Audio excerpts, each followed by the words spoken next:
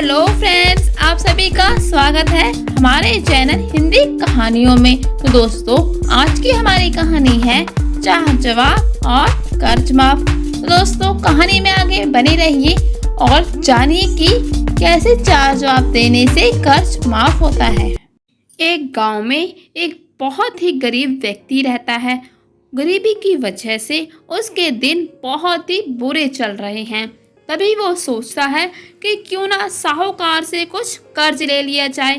तो वो साहूकार के पास कर्ज लेने के लिए निकल पड़ता है और साहूकार के पास पहुंचकर उसको अपनी दर्दनीय दशा के बारे में बताता है। तो साहूकार को भी उस पर दया आ जाती है। तो वो उसको 5,000 रुपये कर्ज के तौर पे देते हैं और वो व्यक्ति साहूकार से वादा करता है कि वो अगले 5 वर्षों में इनको चुका देगा। और अब 5 वर्ष बीत जाते हैं, लेकिन वो व्यक्ति कर्ज चुकाने नहीं आता। तो साहूकार को उस व्यक्ति के घर मजबूरन अपने पैसे मांगने के लिए जाना पड़ता है। तो जब भी साहूकार उस व्यक्ति के घर जाते हैं तो वो व्यक्ति उन्हें घर पर नहीं मिलता और कोई ना कोई बात बनाकर साहूकार को टाल दिया जाता है। तो फिर एक दिन साहूकार फिर से जब उस व्यक्ति के घर जाते हैं अपना कर्ज मांगने के लिए, तो उन्हें घर पे कोई नहीं मिलता सिवाय एक छोटी बच्ची के। तो वो उस छोटी बच्ची से पूछते हैं कि तुम्हारे पिताजी कहाँ हैं। छोटी बच्ची उत्तर देती है कि पिताजी स्वर्ग का पानी रोकने गए हैं। साहूकार को लड़की का ये उत्तर बहुत ही अजीब लगता है। फिर साहूकार आगे पूछती हैं कि ठीक है, और तुम्हारा भाई कहाँ है। तो लड़की उत्तर देती है कि बिना किसी बात के झगड़ा करने गया है। साहूकार को फिर से उसका उत्तर बहुत ही अजीब लगता है। तो वो फिर आगे पूछते हैं, ठीक है, ये बताओ कि तुम्हारी माताजी कहाँ है। तो लड़की उत्तर देती है कि माताजी 1 के 2 करने गई हैं। अब साहूकार को गुस्सा आने लगता है।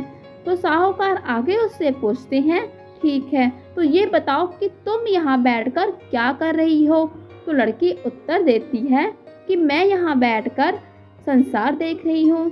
साहूकार समझ जाते हैं कि ये छोटी बच्ची किसी भी बात का सही और सीधा उत्तर नहीं देगी और अगर मैं इससे क्रोध करके पूछूंगा तो भी ये कुछ नहीं बताएगी।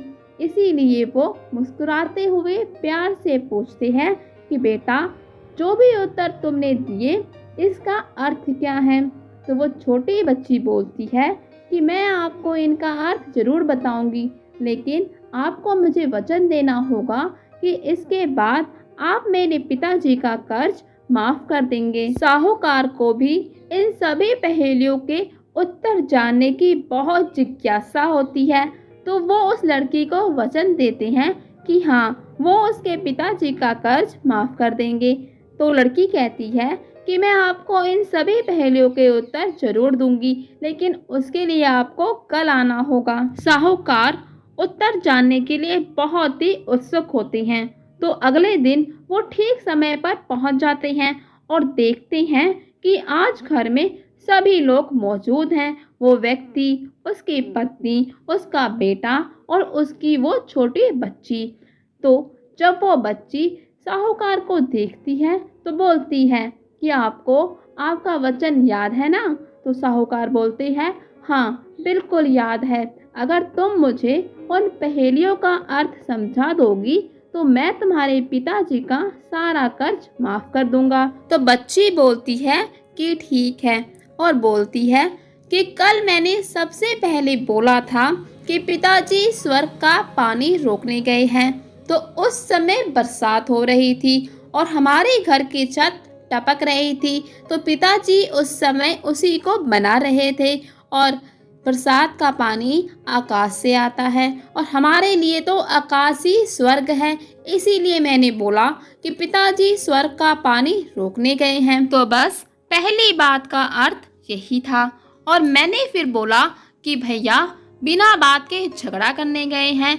उस समय भैया रेंगनी के कांटे को काटने गए थे और रेंगनी के कांटे को चाहे जितना भी सावधानी से काटो, कांटा चुभ ही जाता है और पूरे शरीर में कहीं ना कहीं जख्म हो ही जाता है। तो इसका अर्थ यही हुआ कि झगड़ा ना करते हुए भी खरोच आ जाना, यानी कि बिना बात के झगड़ा करना। साहूकार मन ही मन में उस लड़की के चतुराई को देखकर बहुत खुश होते हैं और बोलते हैं कि तीसरी और चौथी बात का अर्थ क्या था। तो लड़की बोलती है, मैंने फिर बोला था कि माँ 1 के 2 करने गई है। उस वक्त माँ अरहर दाल को पीसने गई थी और दाल के साबुत दाने को जब भी पीसा जाता है तो उसके 2 भाग हो जाते हैं। तो तीसरी बात का भी अर्थ स्पष्ट हो जाता है। फिर वो लड़की कहती है कि मैंने आपसे अंत में कहा था कि मैं घर बैठे बैठे संसार देख रही हूँ। तो उस वक्त मैं भात बना रही थी और मैंने भात का मात्र 1 दाना चख कर बता दिया कि पूरा भात पका भी है या नहीं, यानी कि भात के पूरे संसार के बारे में बता दिया। तो चौथी बात का अर्थ भी स्पष्ट हो जाता है। साहूकार उस लड़की की चतुराई और बुद्धिमत्ता को देखकर बहुत ज़्यादा प्रभावित होते हैं और खुश भी होते हैं और उसको दिल से आशीर्वाद देते हैं और फिर पूछते हैं, लेकिन ये सब बात तुम मुझे कल भी बता सकती थी, लेकिन तुमने कल मुझे क्यों नहीं बताया। तब वो लड़की उत्तर देती है, क्योंकि उस समय मैं भात बना रही थी और अगर मैं आपको आपकी बातों की उत्तर देती तो भात या तो गीला हो जाता या फिर जल जाता, तो माँ मुझे जरूर पीटती। और फिर मैंने आपको बताया कि कल घर पे कोई नहीं था, तो इन्हें मेरी बात पे यकीन नहीं होता कि आपने सारा कर्ज माफ़ कर दिया है और आज सभी घर पर हैं। अगर आप इनके सामने बोलेंगी कि आपने सभी कर्ज माफ़ कर दिया है तो इन सभी को यकीन हो जाएगा और बहुत ज़्यादा खुशी भी होगी। तो साहूकार उस लड़की की बातों से और उसकी चतुराई से बहुत खुश होते हैं और अपने गले से मोतियों का हार निकालकर उसको इनाम के रूप में देते हैं और कहते हैं कि ये तुम्हारा इनाम है और अब तुम्हें अपने पिताजी को लेकर मुझसे किसी भी तरीके का कोई भी बहाना बनाने की ज़रूरत नहीं है और अगर भविष्य में आपको किसी भी चीज़ की ज़रूरत हो तो मुझे ज़रूर याद करना। इतना कहकर साहूकार उस लड़की को आशीर्वाद देकर चले जाते हैं।